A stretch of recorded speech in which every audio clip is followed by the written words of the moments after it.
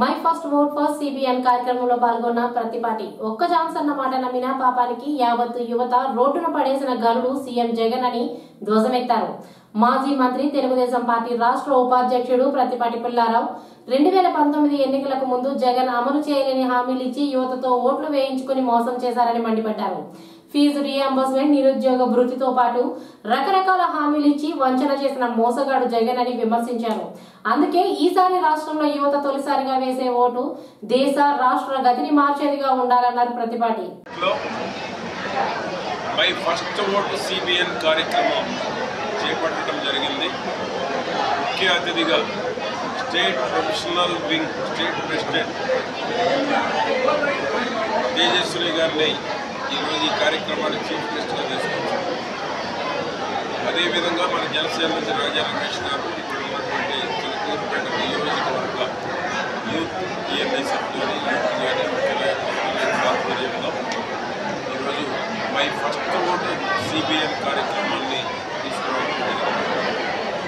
జగన్మోహన్ రెడ్డి 19కి ముందు పాదయాత్ర చేసి కానీ కాలేజీలకు వెళ్ళి యువతకి ఏదైతే అమలు చేయలేనటువంటి వాగ్దానాలు ఇచ్చి యువత చేత ఓటు వేయించుకొని ఫీజు రీఎంబర్స్మెంట్ అని కానీ నిరుద్యోగ వృత్తిని కానీ రకరకాలైనటువంటి హామీలు ఇచ్చి చదువుకున్న పిల్లలు ఫస్ట్ ఓటు వచ్చేటువంటి అందరినీ అమలు చేయలేనటువంటి వాగ్దానాలు ఇచ్చి మోసం చేసినటువంటి మోసగాడు జగన్మోహన్ రెడ్డి.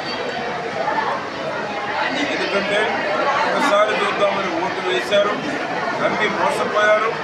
నమ్మి మోసపోయిన యువత మొత్తం ఈరోజు రోడ్లెక్కి ఉద్యోగం లేక ఉపాధి లేక ఇంటికాడ తల్లిదండ్రులు ఆవేదన చెందుతూ ఇబ్బందులు పడుతున్నటువంటి రోజుల్లో ఈరోజు మొత్తం రోడ్డెక్కుతూ జగన్ పోవాలి, తెలుగుదేశం జనసేన ప్రభుత్వం ఏర్పడాలి, మాకు భవిష్యత్తు కావాలి, మాకు ఉద్యోగాలు కావాలి, ఉపాధి కావాలి, పరిశ్రమలు స్థాపించుకోవాలి, స్టార్టప్ పెట్టుకోవాలి అనేటువంటి ఆతృతలో ఉన్నారు ఈనాడు. అందుకేంటంటే భవిష్యత్తు కావాలంటే తెలుగుదేశం జనసేన ప్రభుత్వం ఏర్పడాలని ఈ రాష్ట్రంలో ఉన్న యువత మొత్తం జగన్ పోవాలి, మా భవిష్యత్తు మారాలి అనేటువంటి పరిస్థితుల్లో యువత ఈరోజు ఆలోచన చేస్తారు. అందుకనే తెలుగుదేశం జనసేన ఎక్కడ సభలు పెట్టినా యువత ముందుంటా ఉన్నారు. ఎక్కడికి వెళ్ళినా యువత ముందుంటున్నారు. 18 ఏళ్ల నుంచి 25 లోపు 30 లోపు వయసు ఉన్నటువంటి యంగ్ యూత్ చంద్రబాబు గారికి కానీ, పవన్ కళ్యాణ్ గారికి కానీ, లోకేష్ బాబు గారికి కానీ ఈరోజు బ్రహ్మరథం పడుతున్నారు. కారణం ఏంటి? మోసం చేసిన జగన్మోహన్ రెడ్డిని ఇంటికి సాగనంపాలి, భవిష్యత్తు ఉండాలి, అభివృద్ధి జరగాలి, రాజధాని రావాలి, పోలవరం నిర్మాణం జరగాలి, పరిశ్రమలు రావాలి అంటే తెలుగుదేశం జనసేన ప్రభుత్వం ఏర్పడాలని కోరుకుంటా ఉంది. కాబట్టి ఈరోజు స్పష్టమైన వార్త ఏర్పడుతూ ఉంది. ఏ సర్వే చూసినా తెలుగుదేశం జనసేన ప్రభుత్వం ఏర్పడబోతూ ఉందనేటువంటి సంకేతాలు స్పష్టంగా ఉన్నాయి. తాడేపల్లి ప్యాలెస్ చంద్రబాబు గారు, పవన్ కళ్యాణ్ 99 సీట్లు ప్రకటించిన తర్వాత తాడేపల్లిలో ప్రకంపనం సృష్టించబడతా ఉంది. ఎందుకంటే వాళ్ళు నెక్స్ట్ మినిట్లోనే ప్రకటించారు, మేము సమన్వయకర్తలు పెట్టాం, అభ్యర్థులు కాదని. అంటే వణుకు మొదలైంది. సమన్వయకర్తలు కూడా జారిపోతారు. రేపు మీరు అభ్యర్థులుగా ప్రకటించిన నామినేషన్ వేసే నాటికి అభ్యర్థులు కూడా జారుకుంటారు.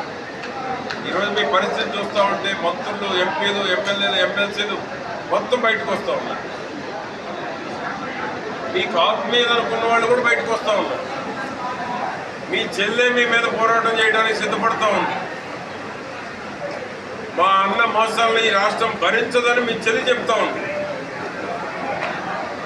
మీ చెల్లె స్పష్టంగా చెబుతుంది, నాసిరకం మద్యంతో 25% లివర్ జబ్బులతో చనిపోతా ఉన్నారని మీ చెల్లి చెప్తా ఉంది.